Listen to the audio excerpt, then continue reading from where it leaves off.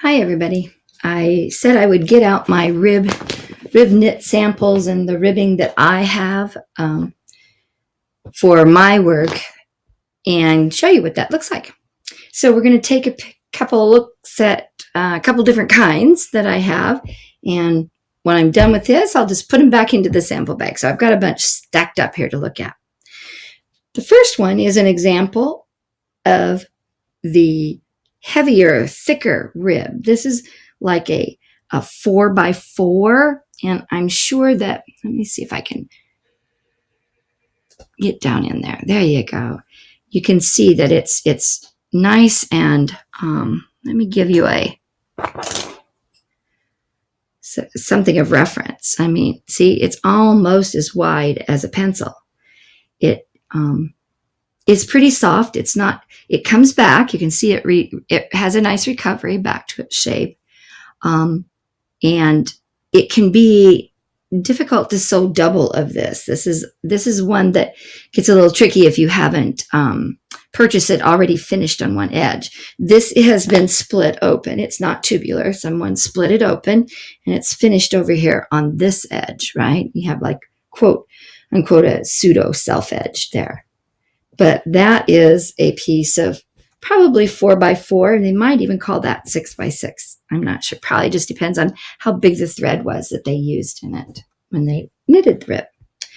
So this is an example of a tubular one. You can see it is just a big tube. Back out for a minute. There is no cut edge. It's like a big sock. Okay, that's as far out as it's going to go. See how it's just a tube, and on the other end, it's not been split. It's very fine, though. I'm going to bring back in. Very fine yarns were used to do this one. Let it focus in a minute. Maybe.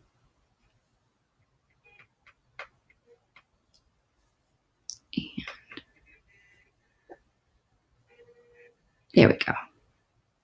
You can see it's like a 1x1. It's very fine, but it has a nice recovery to it. Very, very nice recovery to it. It has quite a bit of spandex in it. Not a lot, but it has a nice amount of spandex in the rib to make it do that. So that's the first example of what I'm saying, a tubular knit. Especially the ribs come tubular quite often, just like this one. Now, this one's a nice thicker one, just like that first one. It is tubular.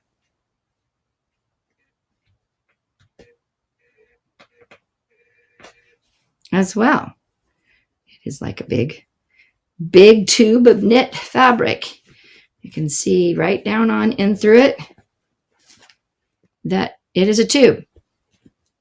And in the other end, no cut, no selvages per se on the edge. It has just been cut like yardage, and it's only about, I guess it's 20. I would guess it's probably, that's a 12 inches. It's probably 36 inches that they consider that. Not quite, maybe right at 30, 28, 30. And of course, it expands to what you need it to be, but that's how it would be sold as wide in tubular form. Okay. And I have very rarely found those wide ribbings in town. Every once in a while, somebody might have some of it.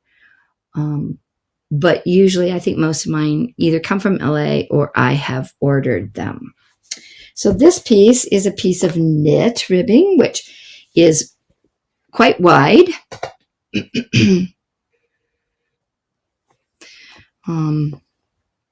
It's been split open and finished. It has, quote, a finished edge on it, like the selvage. And it is a 1x1, probably considered a 2x2, as a little bit finer of a thread. It definitely has the spandex in it. And how I can tell that without even touching it is, and expanding it, is I can look on the edge, and do you see that shine or sheen that's in there? That tells me that there is spandex coating or something infused into the threads that were used to create the rib. Okay, so that's an example of pretty wide split open and very nice recovery because it has the spandex in it too. But knit as a whole, it doesn't have to have the spandex in it because its very structure is that way. Here's another very fine one. It's got lots of lint on him at the moment on the black. Pretty fine threads used to do this, and it doesn't have that super sheen in it, so you can tell it's just probably 100% cotton. It feels like. I don't remember at the moment and haven't tested it. I haven't had to use it, but it is a very nice fine rib knit. And then the other thing that I talked about that you could purchase it as is already for cuffs. Well, this isn't individual cuffs, but see, this is a long tube. It looks like a long, somebody mentioned in class the sock, right? Thinking of a tube sock, a knee high or something. Well, that's what this is. It's a wider rib, probably somewhere in that 4 by, this one might actually be an uneven, like 4x2 or something like that. And it's a long tube. So if we go back out, you can see it's this great big long tube. And you could cut what you needed, and fold it back, and it would be ready for, cut that much off, it would be ready to create your cuff. So you wouldn't have to sew together a seam anywhere around on the cuff. It would be ready to go. All that you're sewing is the 2 raw edges up there when you folded it and stitched it onto the sleeve up here at the top. It would be folded back this way. Something like that. And then it's all ready to go onto your garment. I don't have an individual, I thought I did have an individual collar and cuffs, but I must have used that on something. I very rarely do that. I usually purchase it either in yardage, like I'm going to show you right now, or in full width yardage or tubular and create it. This is a rib knit already ready to go onto bands as cuffs or bottom of things. It has been finished on the one end. It has a really nice finish, and it's unfinished here, but it came by the yardage. You can see I've got it rolled up here, and you would just buy it by the yard. So you still had to create a seam when you were ready to make a cuff or the band on the bottom, whichever that might be. And actually, this piece I think here did come from in LA, but I have seen this at National City Swap Meet quite regularly. So, and in different colors, not too many different patterns, but different widths of stripe you might find it in. This one is from the Swap Meet. It is, it looks like it wants to be tubular, but it isn't.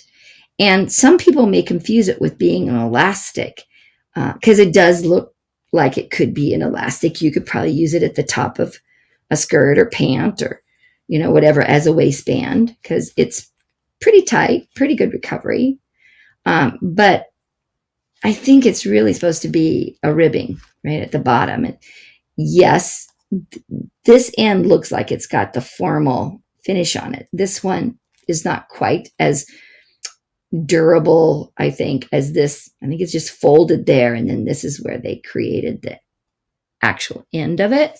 So you could choose whichever one you wanted to attach onto your sleeve or onto the bottom of pant legs or whatever. If you're doing the little jogger with the band, which I might say you can always recut your pant pattern in a knit later and do that banding on the bottom if you get some rib.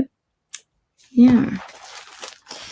And that is my little section on rib knits that I said I would get out my sample bag and show you guys.